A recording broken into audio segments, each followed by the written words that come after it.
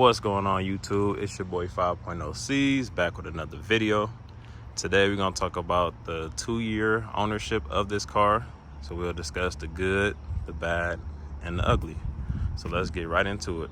All right, so I bought this car in 2022, May of 2022 actually.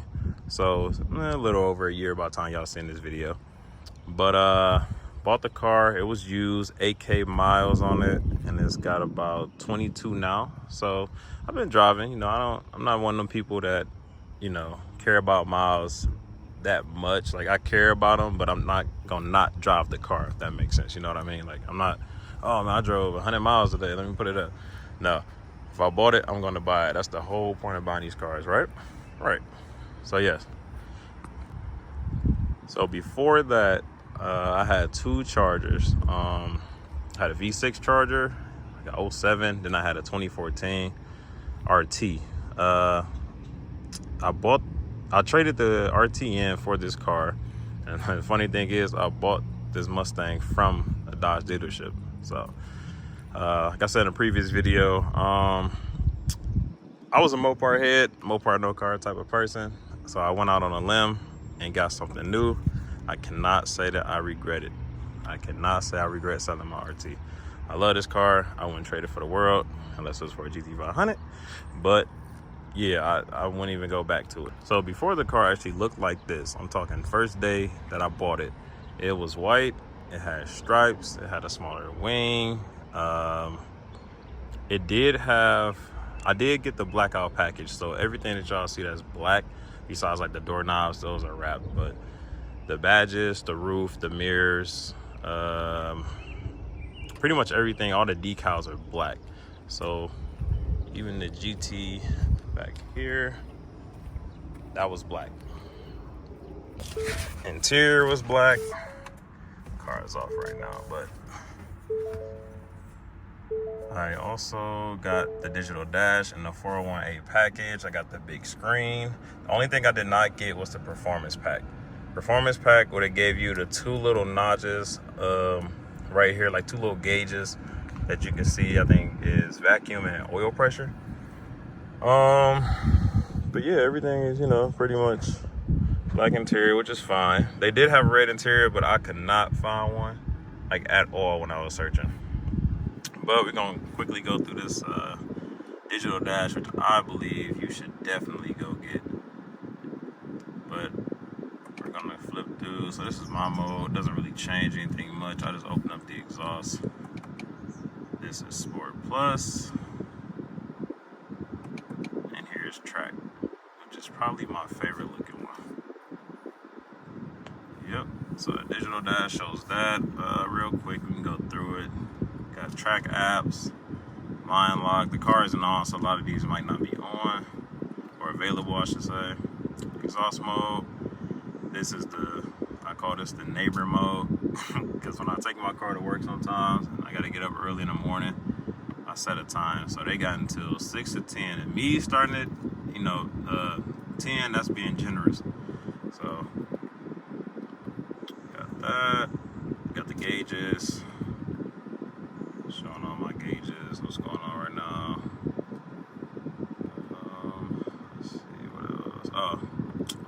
Colors. I can change it to whatever color I want. I can even create my own color, and I have already. But I can change the color like that. So yes, that's only the 401A package of the Mustang. So if you're looking to get a Mustang, I would definitely consider getting that. Like I said, big screen. I know y'all done saw the Mustangs, the little screens, heated and cooled seats. Y'all don't need that, no. Disregard that.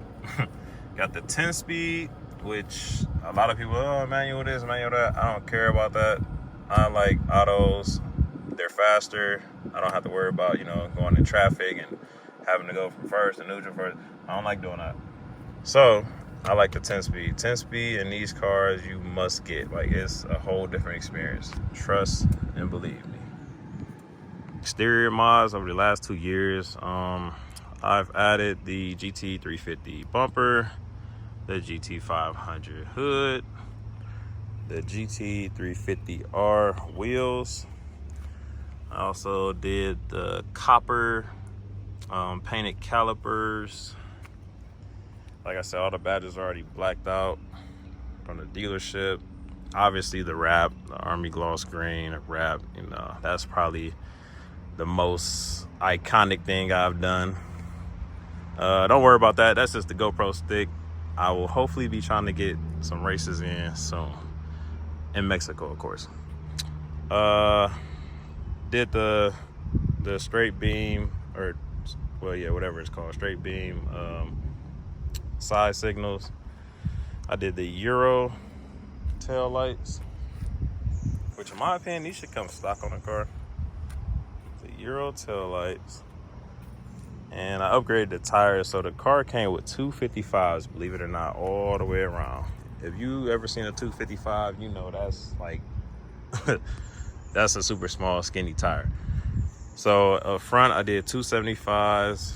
I have a 10-inch rim all the way around, but 275s up front, and then 305s in the back. So yeah, tire setup, I recommend. It's pretty good. It can get loose when you want it to, but it can also be controlled when you need it to be. Pop this hood for y'all. It's not really too much to see. I like it like that. Don't talk about my engine bay. I know it's dirty. I need to clean it. I just haven't gotten around to it.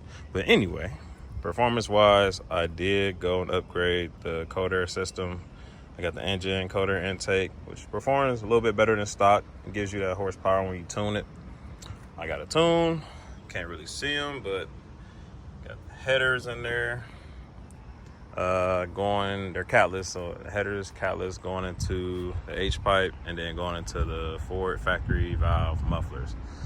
Already said I got a tune. We're on E85 right now, which from stock, you definitely see a noticeable difference. If y'all haven't seen that video yet, go watch that. Performance-wise, I will not tell you the wrong thing. If you really want gains in your Mustang, I would definitely go with headers, E, and the intake just to start it off and keep it naturally aspirated if you want a little more kick. Another pro for me would definitely have to be the exhaust. Just listen to that item.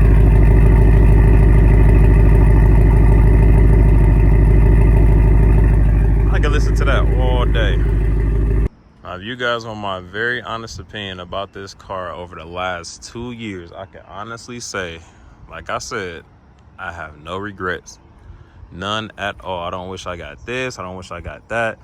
In my eyes, it is perfect. And from someone that switched platforms, I definitely love the feel of a Mustang. Like, I never thought I would own one. It was never like a goal of mine, dream of mine.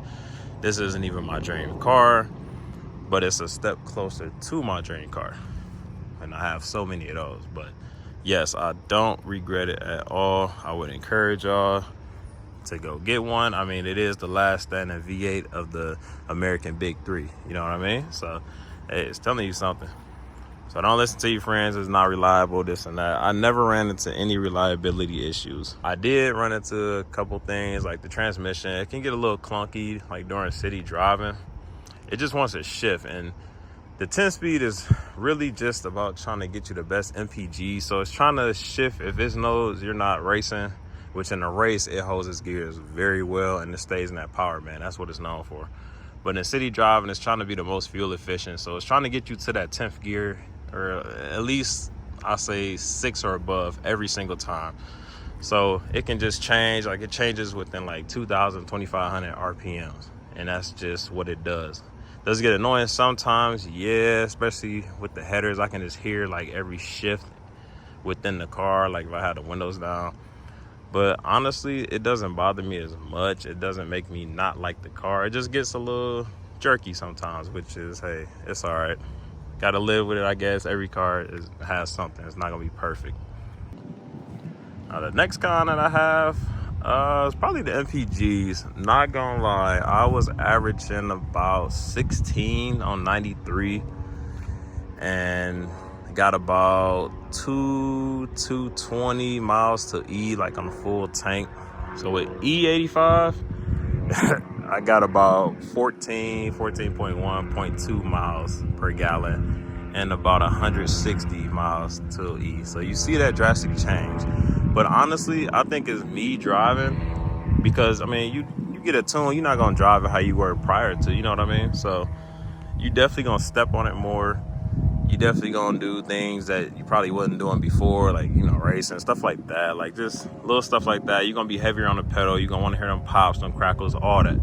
So yes, the E probably did bring my MPG down, but can I say it brought it down by 2?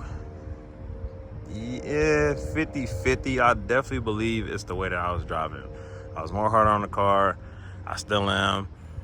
Every light I'm doing the pull. Okay, maybe not like that, but I am letting, you know, I am trying to hear it every time. I do chill out sometimes, but I definitely am heavier on the pedal. I will say that. So other than that, it's no other cons that I have, to be honest. Like, everything is holding up. I don't see any major reliability issues within the last 2 years. Like, nothing at all comes to mind.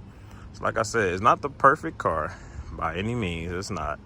But it's also not the worst. Like, I haven't had any hiccups or anything in my journey, like, at all.